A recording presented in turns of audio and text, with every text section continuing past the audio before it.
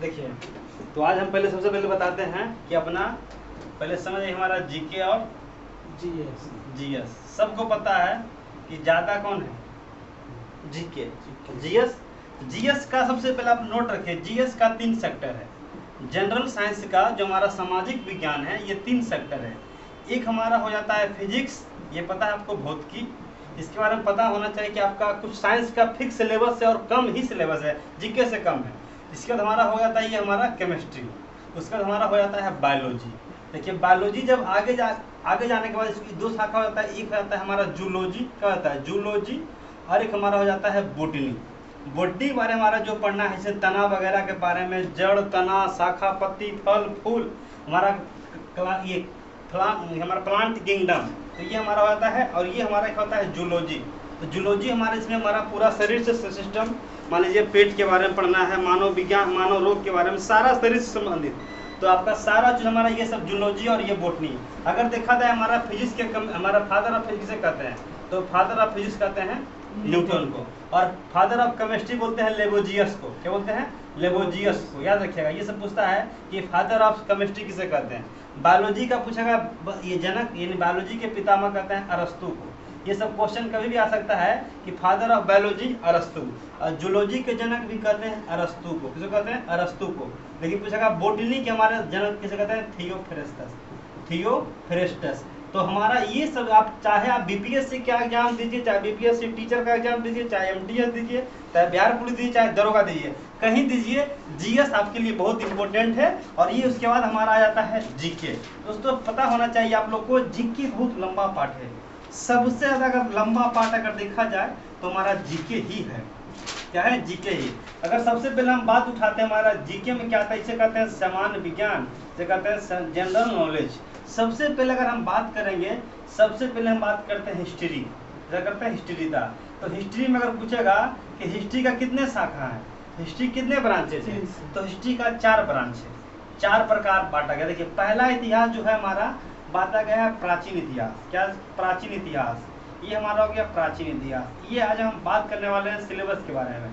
प्राचीन इतिहास के बाद आता है मध्यकालीन इतिहास, मध्यकालीन इतिहास, मध्यकालीन इतिहास, ये हो गया हमारा मध्यकालीन इतिहास। तीसरा इतिहास आता है आधुनिक इतिहास, तो हमारा जो आधुनिक इतिहास। चौथा हमारा जो आता है आधुनिक इतिहास, हमारा मॉडर्न हिस्ट्री आता है। लास्ट हमारा आता है विश्व इतिहास, ये वर्ल्ड हिस्ट्री का जैसे कहते हैं, विश्व इतिहास। ये हमारा 4 प्रकार का हमारा इतिहास है।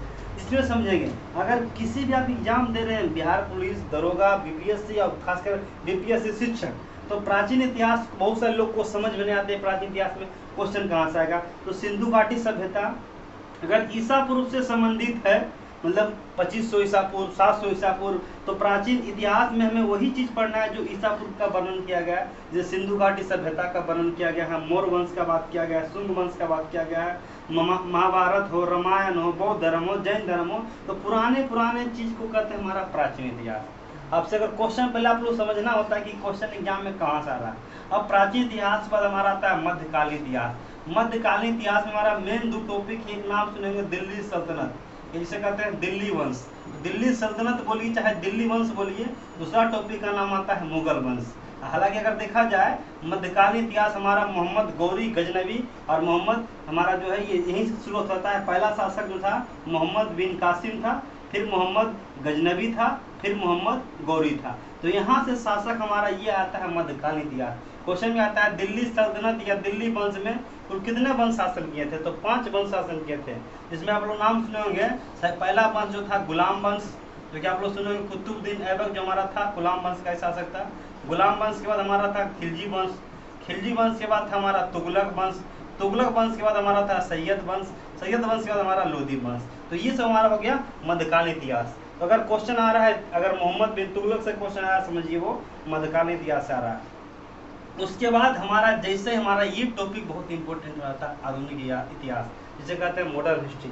भारत की लड़ाई, भारत का अगर आज़ादी देखा जाए 1857 की क्रांति से लेकर जब तक भारत आज़ाद नहीं हो जाता, तो वो सब हमारा आता है आधुनिक इतिहास, जिसे राष्ट्रीय आंदोलन भी कहा जाता है। अगर देखा जाए इसे चोरा चोरी कांड, इसी के बीच में आता है जलियांवाला बाग हत्याकांड, हमारा क्रिप्स मिशन भारत कब आया, कैबिनेट मिशन कब आया, तो ये हमारा सब देखा जाता है आधुनिक इतिहास। इसमें गांधी युग के बारे में बात किया जाता है, सुभाष युग के बारे में बात किया जाता है, महात्मा गांधी नेहरू युग, सुखदेव, राजगुरु, भगत सिंह, ये सब अगर देखेंगे, खुदीराम बोस हो गए हैं, मंगल पांडे हो गए, सारा कहानी किससे मिलेगा, आधुनिक इतिहास में। तो अगर बता रहे हैं, इस पर हमारा आता है विश्व इतिहास, जिसे कहते हैं वर्ल्ड हिस्ट्री। आज आप लोग देखते होंगे प्रथम विश्व युद्ध की कहानी, द्वितीय विश्व युद्ध की क्रांति, हमारा आप लोग सुने हुए गृह युद्ध जिसे कहते हैं कोल्ड वार, तो ये सब हमारा इंग्लैंड की क्रांति, जर्मनी की क्रांति, फ्रांस की क्रांति, तो ये सब क्वेश्चन अगर बताया जाता है तो लगभग ये हमारा टॉपिक किसमें आता है, विश्व इतिहास में। तो इतिहास की दोस्तों 4 शाखा है,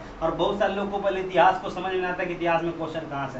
और अगर समझिए क्वेश्चन अगर आ रहा है शुंग वंश से कि शुंग वंश की राजधानी कहाँ थी, तो विदिशा थी, तो आपको बताना चाहिए शुंग वंश किसके अंतर्गत आएगा, प्राचीन इतिहास के अंतर्गत। अगर क्वेश्चन आ रहा है कि हमारा जो है नेहरू जी ने पूछेगा हमारा कि भारत के प्रथम प्रधानमंत्री थे, तो समझिए आधुनिक इतिहास से क्वेश्चन आ रहा है। अगर पूछेगा कि चंपारण सत्याग्रह किसने किया था, समझिए आधुनिक इतिहास से क्वेश्चन आ रहा है। अगर क्वेश्चन पूछ रहा है कि अकबर का राजधानी कहाँ था, समझिए वो मध्यकालीन इतिहास से। पहले क्वेश्चन आपको समझना होगा कि क्वेश्चन कहाँ से आ रहा है। अब क्वेश्चन को डायरेक्ट पूछ देगा कि हमारा जो है सल्फ्यूरिक अम्ल का सूत्र बताइए, तो लड़का कहेगा हिस्ट्री से क्वेश्चन। सबसे पहले समझना जीएस का हिस्सा है, जीएस में किसका हिस्सा, केमिस्ट्री का, सारा सूत्र वगैरह इसमें आ गया। तो हमारा जीएस का फिक्स हिस्सा है, और हमारा ये था हमारा हिस्ट्री। हिस्ट्री के बाद हमारा आता है दूसरा आता है ज्योग्राफी।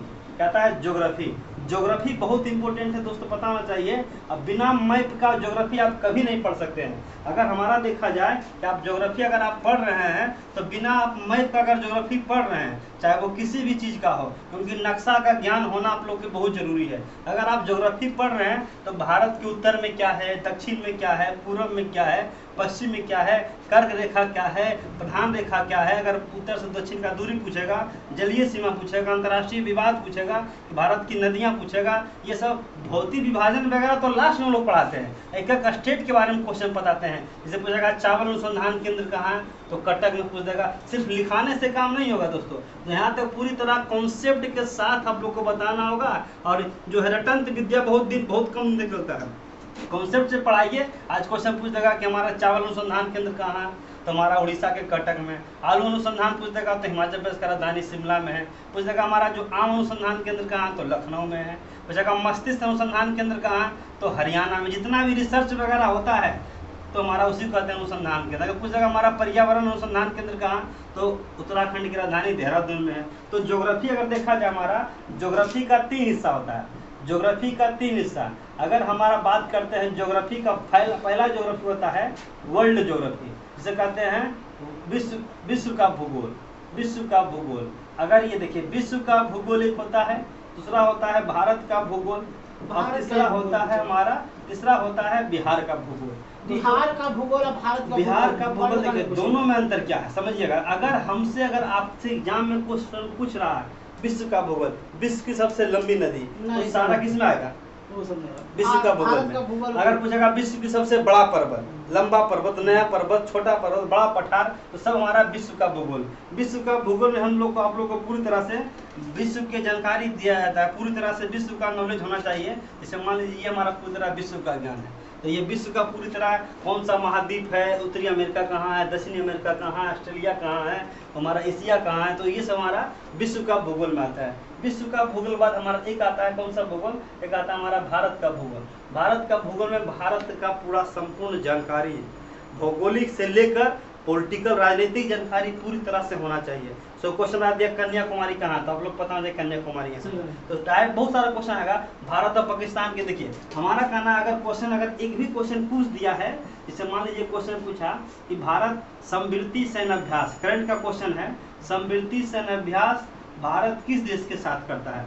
ऑप्शन अगर दे दिया आपका नेपाल के साथ करता है, नेपाल के, उसके बाद अगर दे दिया बांग्लादेश के साथ करता है, उसके बाद तीसरा दे दिया आपका चीन के साथ करता है, चौथा दे दिया अमेरिका के साथ करता है। तो आपका समवृत्ति सैन्य अभ्यास भारत बांग्लादेश के साथ करता है। अगर हमारा कहना है कि बांग्लादेश के बारे में अगर आपको ये मत समझिए कि समवर्ती सैन्य अभ्यास सिर्फ बांग्लादेश से करता है, तो क्या बांग्लादेश से एक क्वेश्चन से सिर्फ आंसर नहीं होगा। अगर हम बात कर रहे हैं बांग्लादेश के बारे में समवर्ती सैन्य अभ्यास, तो बांग्लादेश के बारे में हम बहुत चीज़ बताने वाले हैं, समझिएगा। तो पूछेगा बांग्लादेश का स्थापना कब हुआ, तो 1971 में होगा। बांग्लादेश का राजधानी कहाँ है, तो बांग्लादेश का राजधानी ढाका है। बांग्लादेश का पूछेगा आपका जो है भारत का कौन सा राज्य जो बांग्लादेश के 3 ओर से घिरा है, तो इसका त्रिपुरा राज्य है। बांग्लादेश का मुद्रा का नाम क्या है, तो मुद्रा का नाम टका है। तो ये सब क्वेश्चन बहुत सा आता है। बांग्लादेश किस उत्पादन में मामले में आगे है, तो जूट उत्पादन मामले में सबसे पहला स्थान है। पूछेगा हमारा जो है गंगा नदी को बांग्लादेश में क्या कहा जाता है, तो इसे पद्मा कहा जाता है। बांग्लादेश पूछेगा कि वर्तमान में पीएम कौन है, तो ये शेख हसीना है। बांग्लादेश को पूछेगा पुराना नाम क्या था, तो पूर्वी बंगाल है। पूर्वी बंगाल से बाद पूर्वी पाकिस्तान बना, आज बांग्लादेश बन गया। इसका राष्ट्रीय खेल क्या है, कबड्डी है। तो एक क्वेश्चन से कई क्वेश्चन पुटअप हो सकते हैं। तो ये जरूरी नहीं है कि यही क्वेश्चन पूछ सकता है, यही क्वेश्चन पूछ सकता है। जब समवर्ती सेनाभ्यास पूछ सकता है, तो बांग्लादेश का राजधानी भी पूछ सकता है, बांग्लादेश का मुद्रा भी पूछ सकता है, बांग्लादेश का राष्ट्रीय खेल भी पूछ सकता है। बांग्लादेश का जो भारत का पूछेगा कि भारत और बांग्लादेश के बीच कौन सा ट्रेन चलता है, तो मैत्री एक्सप्रेस ट्रेन चलता है, मैत्री एक्सप्रेस ट्रेन चलता है। पूछेगा बांग्लादेश क्या भारत के बीच कौन सा रेखा है, तो इसे कहते हैं शून्य रेखा या जीरो लाइन कहते हैं। तो हमारा ज्योग्राफी जो अगर देखा जाए, तो ज्योग्राफी हमारा जो है ना, अगर देखा जाए तो ज्योग्राफी हमारा 3 पार्ट का है। भारत का ज्योग्राफी सारा एग्जाम के लिए, ऑल इंडिया में जितने भी एग्जाम में, चाहे बीपीएससी हो, यूपीएससी हो, सारा एग्जाम हमारा भारत का भूगोल क्वेश्चन रहता है। उसके बाद हमारा आता है बिहार का भूगोल। दोस्तों बिहार का भूगोल बहुत इंपॉर्टेंट इसलिए हो जाता है क्योंकि अगर किसी भी स्टेट का है तो अपना बिहार का, अगर यूपी का है तो यूपी का भूगोल, झारखंड है तो झारखंड का भूगोल। अब कुछ क्वेश्चन आएगा कि बिहार में से कांवर झील कहाँ है, बिहार का तेल शोधा कारखाना कहाँ है, बिहार का सबसे बड़ा जिला कौन है, बिहार का सबसे शिक्षित जिला कौन है, बिहार का सबसे छोटा जिला कौन है, बिहार का अंतर्राष्ट्रीय सीमा लगाने वाला जिला कितना है, भारत का अंतर्राष्ट्रीय बॉर्डर कितना है। तो बिहार अपना अपना राज्य का सारा कहानी होता है।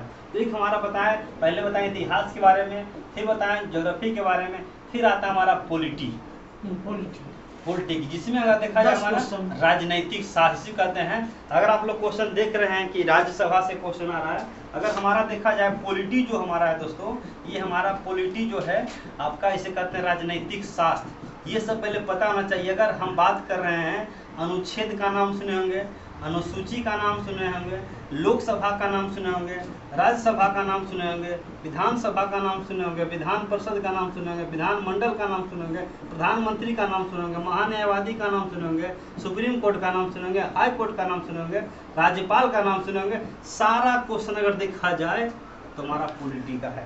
अगर कोई व्यक्ति सोचेगा कि इतिहास को हम 10 दिन में पढ़ा दें, बाबू तो ये दुनिया में कोई मास्टर ऐसा नहीं है कि 10 दिन में आपको चारों इतिहास करा दें। उसके बाद अगर कोई बता रहा है आपको इतिहास को छोड़ दीजिए, हम आपको भूगोल जो है ना, भूगोल हम करा देंगे। अगर बढ़िया से डीपली पढ़िएगा तो भूगोल को पढ़ने में लगभग 2 महीने लगता है।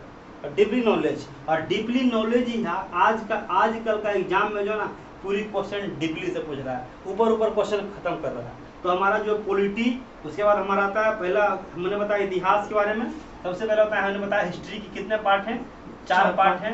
हिस्ट्री बाद हमने बताया था, दूसरा ज्योग्राफी, हिस्ट्री में आता है राष्ट्रीय आंदोलन। तीसरा आता है हमारा पॉलिटी आ गया। उसके बाद हमारा आता है, चौथा आता है इकोनॉमिक्स। इकोनॉमिक्स बहुत फिक्स सिलेबस है लेकिन है बहुत डेंजरस। आरबीआई का बात करें, रिजर्व बैंक ऑफ इंडिया, पंचवर्षीय योजना, नीति आयोग, हमारा जो है जीडीपी, एनडीपी, एनएनपी, हमारा मौद्रिक नीति सब है, नोटबंदी है, सब इकोनॉमिक्स का हिस्सा है। इसके बाद हमारा आ जाता है 5वां जो आता है करेंट अफेयर। करेंट अफेयर दोस्तों ये एक दिन का चीज़ नहीं है, करेंट अफेयर है कि आपको डेली पढ़ना पड़ेगा। छठा हमारा आ जाता है, अगर देखा जाए तो कुछ कंप्यूटर का ज्ञान भी आप लोग को होना चाहिए। इसके बाद हमारा आता है जीएस, और ये हमारा हो गया जीके। तो सिलेबस का ज्ञान भी आप लोग को पूरी तरह से होना चाहिए कि क्या पढ़ना है क्या नहीं पढ़ना है, तब जाकर पूरी तरह से आपको जानकारी मिलेगा। तो इतिहास के बारे में आज हमने सिलेबस के बारे में पूरी तरह बता दिया। अगर आप लोग को लिखना है तो आप लोग लिख कर नोट कर सकते हैं। बहुत